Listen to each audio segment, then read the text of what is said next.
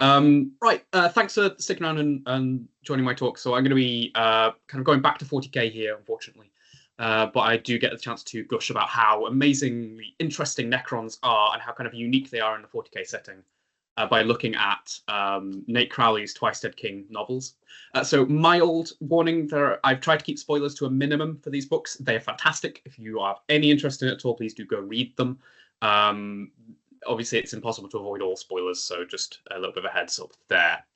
So I'm going to start here, and hopefully the slideshow has moved up.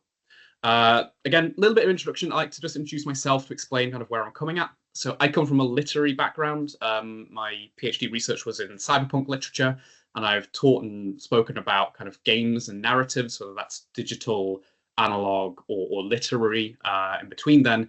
And I've been playing Warhammer for a very long time. So I think that really kind of explains why I'm approaching Black Library as a literary object and looking at what we can kind of productively do by analysing Black Library literature to a similar degree. I'm going to start this talk by doing a little bit of a brief overview of what Necrons are. I know they're not maybe one of the most commonly recognised bits of 40k lore, and there's some particularly interesting reasons why that might be the case. After that, we're going to be looking at transhumanism. So I'm going to do a little bit of a look over as to, okay, do Necrons represent this theme of transhumanism that we've talked about today, crops up in a lot of 40k all over the place. I'm then going to push forward and suggest, in the representations that Nate Crowley is suggesting, could we do a post-humanist reading of his particular form of Necrons? Does he suggest something that moves forwards from this transhuman view that we see in other 40k literature? But then I'm going to wrap it up with kind of the most important reason why, kind of motivation for this talk, and look at why we might analyze wargame literature, what wargames literature offers to us as kind of literary analysts. So let's kick off here with Necrons. So the first time we kind of see Necrons come up, this is, as I've said, not put here, not actually a Necron. This is a Chaos Android from Space Crusade in 1990. But you can absolutely see when Necrons get their own models in 1998, the design language carries on. They are Terminators, they are sci-fi undead equivalent. Essentially, this is the visual language that they're tapping into.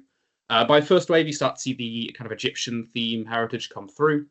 But at this point, and in their first kind of codex release in 3rd edition in 2002, they carry this undead heritage through. They are predominantly mindless servants to the dark gods, who had tricked them out of their biological bodies and into this cybernetic robot skeleton that you see here.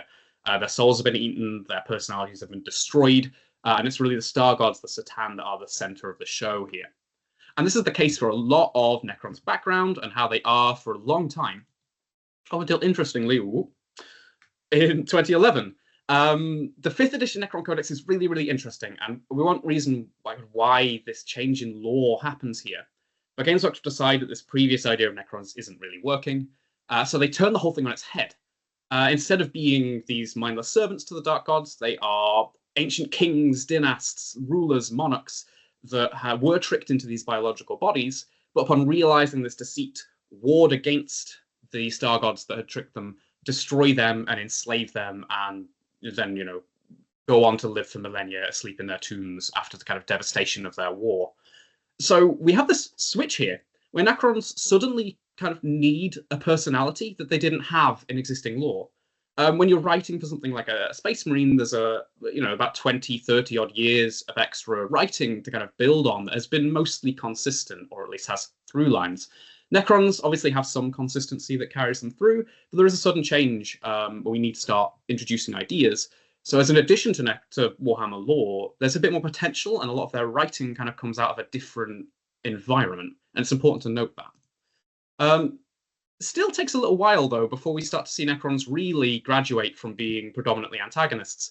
Up until really these books, and around about 2019, Necrons are still predominantly kind of faceless enemies that are going to come at you. They're going to inexorably move forwards and kill you and harvest you and take your souls.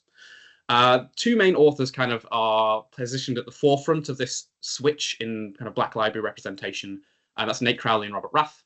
Nate Crowley is who we're going to focusing on here as we talk about Twice Dead King. Robert Rath you'll probably recognize from having written The Infinite and the Divine, which is another very well looked upon Black Library book about Necrons. So these are kind of two of the main authors that start to set up what a point of view protagonist is when we're looking at Necrons. There are central lenses to introduce audiences to how Necrons think and how they feel. So what is Crowley, for example, in this presentation, saying about Necrons? How is he using them as a point of view character to unravel the 41st millennium?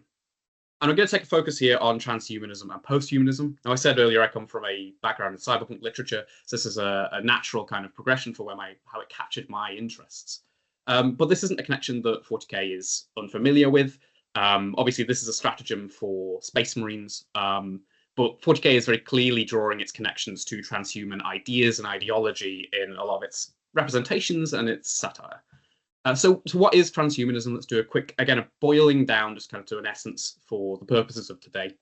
So transhumanists post-human is a being whose basic capacities so radically exceed those of present humans as to be no longer unambiguously human by our current standards. So usually through technological advancement and application, a person is changed into a form that is no longer recognizable as a human as we know their experience today. This is perfect for 40k, because 40k loves power fantasies. This is why Space Marines spit acid, can jump tall buildings in a single bound, have 17 kidneys and all this. It's a level of extremity, it's a level of power to understand why the models that I'm battling you with are so cool and so interesting and so exciting. So this is one of the reasons why we kind of see this point of view crop up so much. We're going to contrast this with post-humanism a little bit later, but just to kind of cover this as a bit of a difference. Post-humanism is something more of an anti-anthropocentric kind of critical approach, trying to contrast this transhumanist idea of a post-human. Instead of actually changing the human body, we're trying to change our understanding, our ethical relationships, and our values to match the world around us and to understand our integration with the world as a whole. It makes it a bit more of a difficult fit for 40k, but there's elements here as we'll kind of talk about that suggest alternatives to the transhumanist view we see a lot. So if we agree that if we take transhumanism, let's first off just quickly say, is Nate Crowley presenting a transhumanist post-human? Well, first of all, are they human? And this is something that actually Bob Naismith talked about earlier today, which is that Crowley's Necrons, when he writes them, are purposefully and empathetically human. Warhammer sells self-inserts. The needs and motivations of the characters that are on the table in front of you need to be accessible to a wide audience, and this in particular includes younger readers or younger wargamers. Warhammer is marketing not just to adult wargamers, but to young crowds as well, and they need to be able to pick up this book and understand the motivations of the protagonists. So purposefully, these Necrons are human in that sense that they are a stand-in for us as readers. So if we say they're human, are they transhuman? What are their capacities? Well, absolutely. Altix wrestles orcs with his hands. He doesn't need to breathe. He can see ultraviolet light. His physical capacities are far beyond those that we might hope to achieve by our own personal standards. Similarly, how else does it tap into existing transhuman ideas? Well, the idea of biotransference links very closely to something called extropianism, which is a mind-uploading idea from early transhumanism. Biotransference was the process of turning Necrontia, the biological Necron, into the robot skeleton that we see today. Is their soul, their mind being taken out? Well, their mind being taken out specifically and put in a body, whilst their soul is eaten by a dark god. And this is a theory posited in extropian thinking, which is that a brain could be scanned and placed in a machine, a computer or a cyborg or anything like that. And this also opens us up to ways that Necrons are intellectually different in how they experience the world, rather than just physically difficult in what they can do. Altix repeatedly dilates his perception of time. He enters bullet speed to think things through, which is obviously something that we can't really do. And similarly, he has multiple versions of himself in his head. We'll return to this later because this is more important later on in the talk. But essentially, there's 5 or so different Altixes that he converses with that allow him to have his own personality that relate to different facets of his life in there. So his actual experience of the world mentally is different to ours as a human as well. So as a representative of the reader, absolutely, Necrons put us inside a transhuman body. So if we're accepting that we're inside a transhuman body when we're reading about Necrons, what kind of things is Crowley saying in Twice Dead King in particular? Now, there's a lot of examples, and I picked really a couple of my favorites to embody this.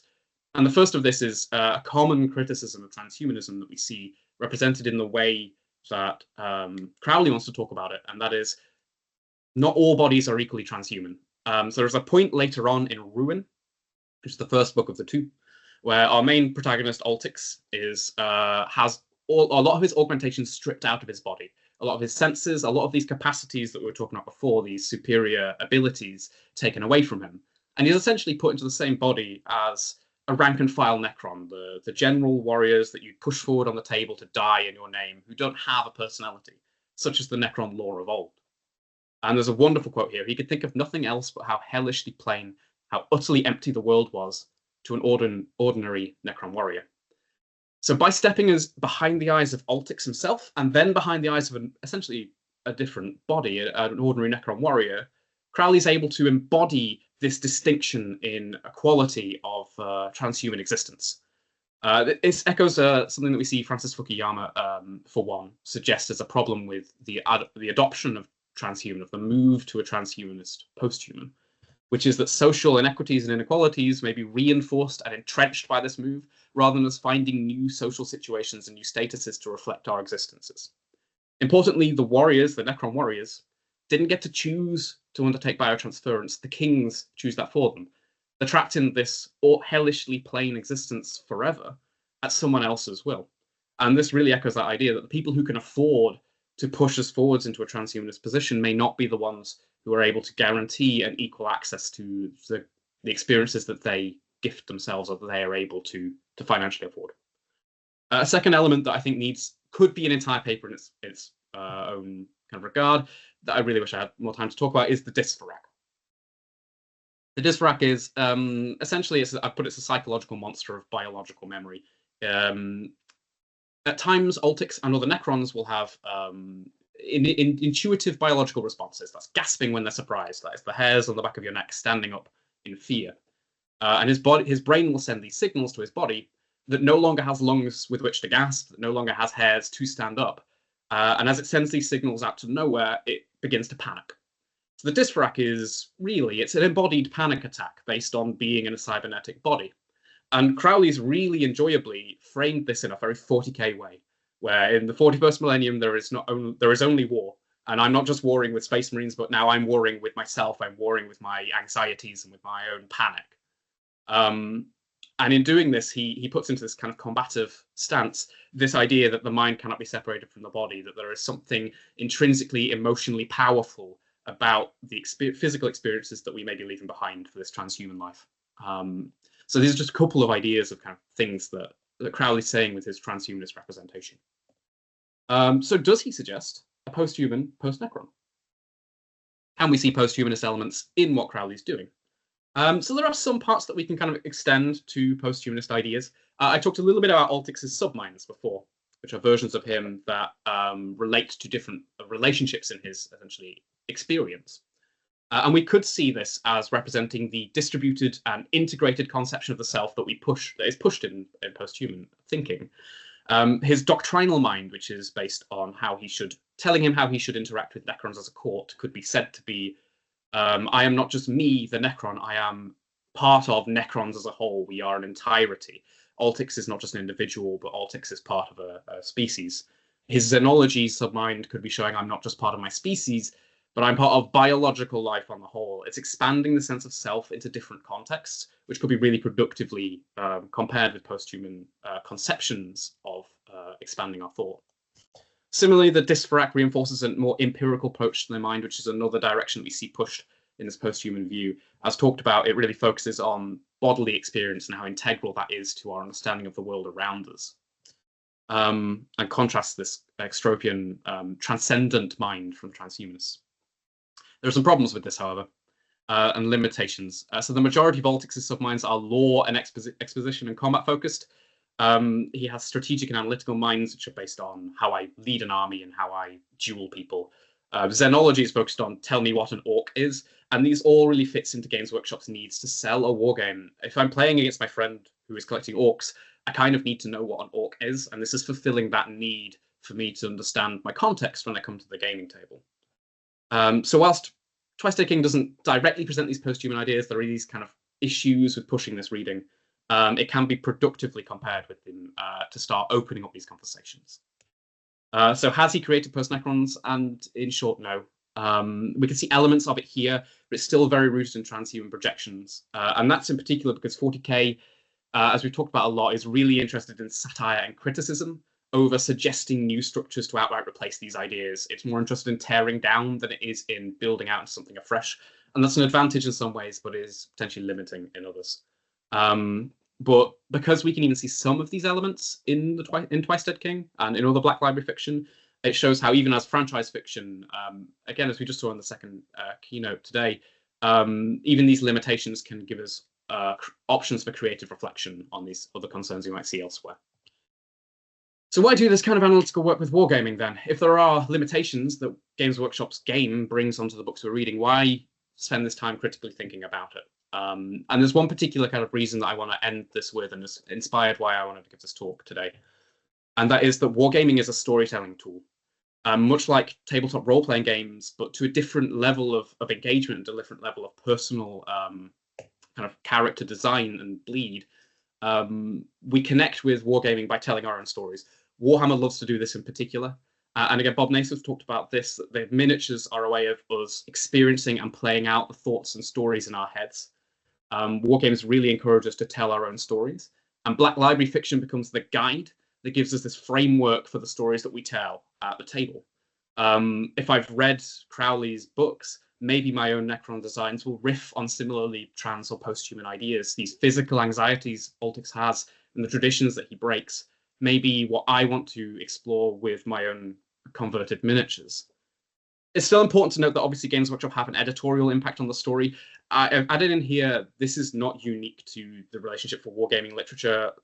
All editors have some level of impact here, and it's worth keeping in mind that this isn't something to demonize Games Workshop over. It'd be all too easy to say that that's a rejection of that, because they want to sell miniatures and market to younger audiences. But it's just a facet that needs to be kept in mind if we are going to be performing similarly critical work, is to remembering these boundaries and these frameworks that we're writing into because of the wargame behind it. And whilst it does affect the critical exploration we get, it does allow us to push messages such as these trans and post-human ideas to a broader spectrum, to other readers, which is an advantage as well. And this encouragement to create stories promotes an active engagement with the themes and topics of Warhammer literature. And that's really the kind of point that I wanted to wrap this all up with, because that's the most important reason, I think, to look at wargaming fiction. So I'd like to say thanks. Thank you for listening. That's the main thought that I'd like to end this one. If you want to get in touch with me about anything or just gush about Twice Dead King, my contacts are here. And I want to say thank you as well to Manus Morgul, who did this lovely commission of Altix that I am just obsessed with. I want to share with you here. I got a part of their sketch club. So thanks. Thank you for listening. Here for any questions if you have any.